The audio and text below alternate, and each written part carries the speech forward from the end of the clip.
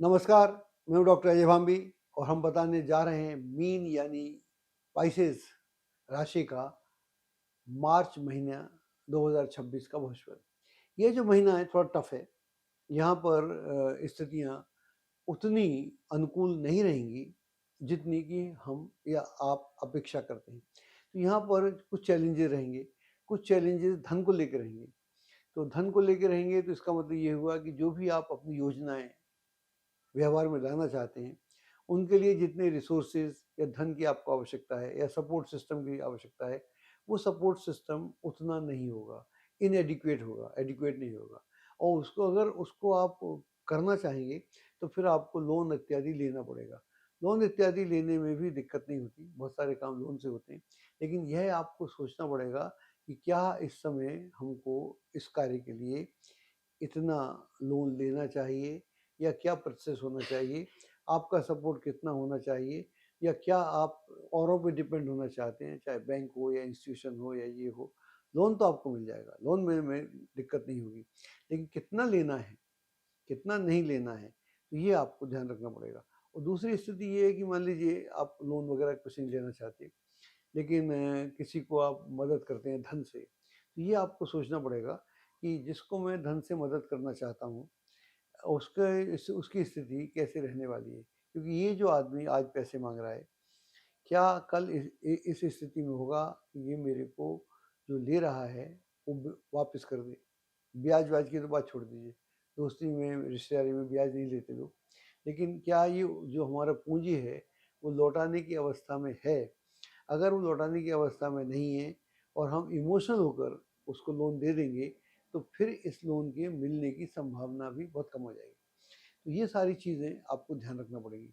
और ऐसे कोई डिसीजन है, जैसे मान लीजिए आप इन्वेस्टमेंट करना चाहते हैं, लोन की बात, इन्वेस्टमेंट करना चाहते हैं आप, और कोई बड़ा लुक्रेटिव सा आइडिया है किसी के पास और आपको भी अच्छा लग रहा है, तो मैं समझता हूँ ऐसी अवस्था में आपको पता करना पड़ेगा उन लोगों से जो इसके माहिर हैं कि क्या इस स्थिति में ये आपको इन्वेस्टमेंट करना चाहिए या इससे आपको अलग रहना चाहिए, या आपको थोड़ा समय लेना चाहिए।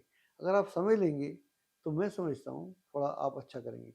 वर्तमान नौकरी व्यवसाय में आप देखेंगे थोड़ा प्रेशर है, वहाँ पर उतनी सहूलियत, उतनी सुखद स्थितियाँ नहीं हैं जितनी पहले थी।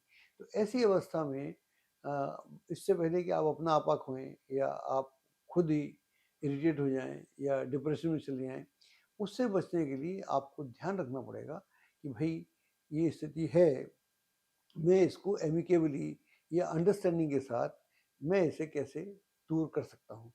तो इसका भी आपको बहुत ध्यान रखना पड़ेगा। और थोड़ा घर का माहौल जो है वो भी थोड़ा-सा पेचीदा रहेगा, और किसी बुज़ुर्ग व्यक्ति की या अ अ इसके अलावा भी हेल्थ या किसी बात को लेकर एक स्थिति बन सकती है जो घर का इक्विलिब्रियम या संतुलन कुछ समय के लिए डिस्टर्ब करती है। तो थोड़ी सी चैलेंजिंग सिचुएशन है।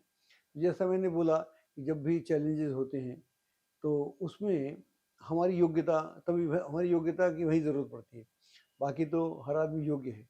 जब माहौल उस तरह का नहीं है जैसा आप चाहते हैं, तभी तो आपके बुद्धि का प्रयोग होता है कि आप अपनी बुद्धि से कितना या किस तरह का निर्णय लेते हैं और किस स्थिति में कैसे अपने को पाते हैं।